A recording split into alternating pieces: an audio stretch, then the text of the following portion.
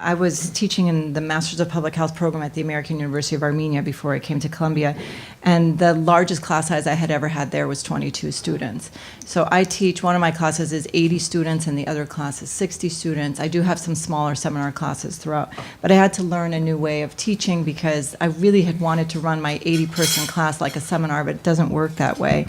And one of the things at the CUMC campus, I would say, and I don't know if this is true at Morningside as well, is that space is a premium. And space is a premium in New York City, but space is a premium there. And space actually does dictate some of what we can and cannot do in the classroom setting. And it also dictates even the schedule of our classes and schedule of student presentations and things like that, because we're all vying for the same few large classrooms at the CUMC campus.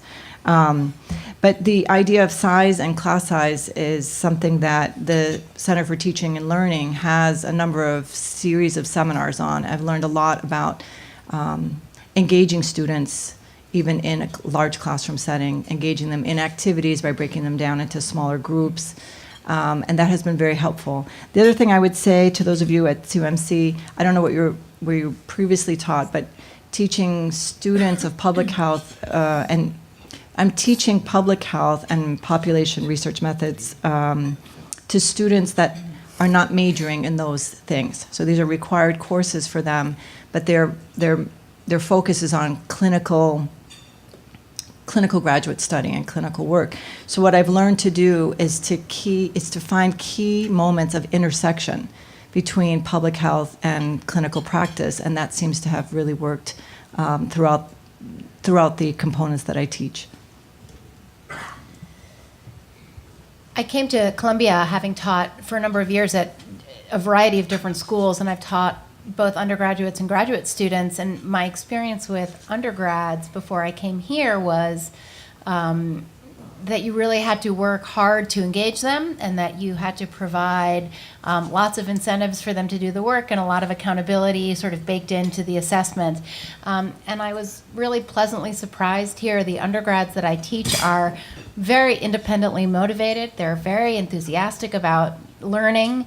I would mention a book that I enjoyed, and they all wanted to write it down and go buy it. And so I was able to sort of back off a little, feeling like I had to hold them accountable for learning everything and make sure they were doing the reading. And some of the things that I felt had occupied a lot of my energy in previous teaching posts, it is a little bit freeing because I can devote my attention instead to pedagogy and teaching the material, knowing that I have a room full of engaged learners. So that's been really nice. I'll also echo Kim's point about space. We definitely have that challenge here on the Morningside campus. In fact, yesterday I went and visited the classrooms where I'll be teaching this fall, and I encourage you to do that if you are teed up to teach something in the fall and you haven't visited the classroom where you'll be yet. Do that. I went, and the seats are all screwed into the ground, which drives me nuts because I like to have students work in small groups and be able to move chairs around, and those spaces are at a premium. So I'm now looking to see if I can get moved. I think chances are no, but I need to rethink a little bit how I'll structure some of the class sessions based on the fact that we can't move chairs around in these rooms. So that's a word to the wise. One of the pieces of advice that I wish I had received for the first class that I taught was to not be too ambitious in terms of the amount of material that you teach. Probably this is true for a lot of us. When you're just teaching that first class, you're really excited.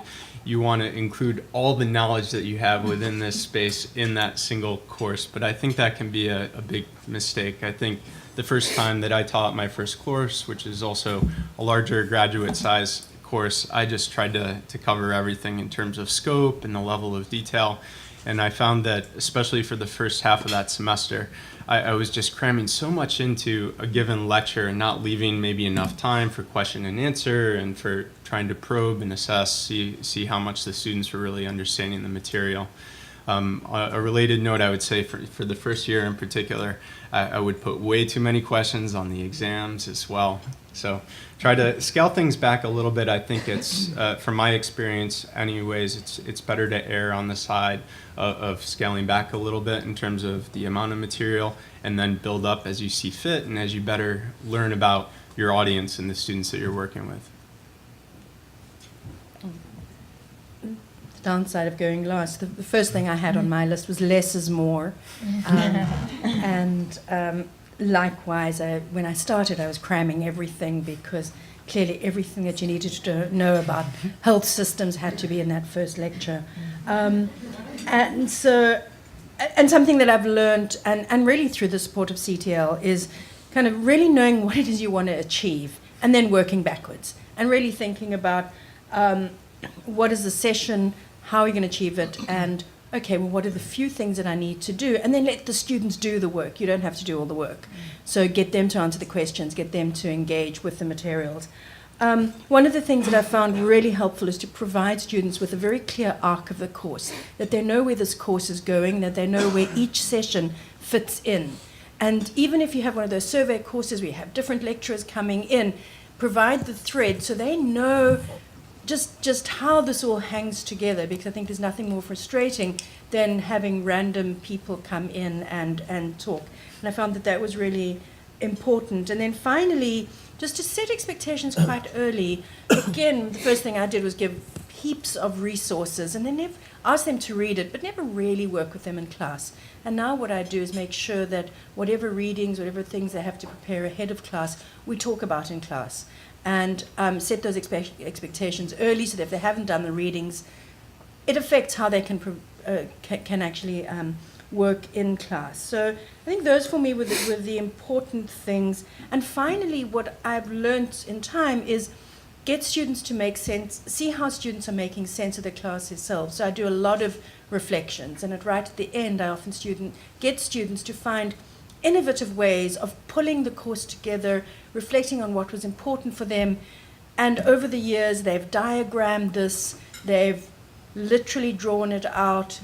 And last year I had somebody do a song and dance on video. But it was really important because they had to think about how the course comes together. And that was useful. But that took a long time to think about.